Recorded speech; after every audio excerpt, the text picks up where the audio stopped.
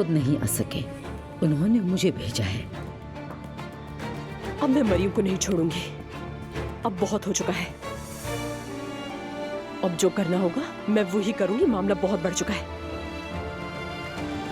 आ गई हूं मैं। यहाँ पर क्यों आई हो तुम? तुम्हारी हिम्मत कैसे हुई यहाँ आने की? मेरे पेट में एक बेबी है। बेबी मतलब तुम्हारा बहन या भाई खतरे में है और उसकी माँ होने के हक से मैं इस घर में आई हूँ। तुम मेरे साथ खेल नहीं खेल सकती हो एलिफ, और ना ही मुझे इस तरह डरा सकती हो। मैं हमेशा तुमसे एक कदम आगे रहूंगी। इस बात को अपने जहन में बिठा लो तुम। क्या कर रही हो? उठो यहाँ से। जिससे मसला है वो जा सकता है यहाँ से।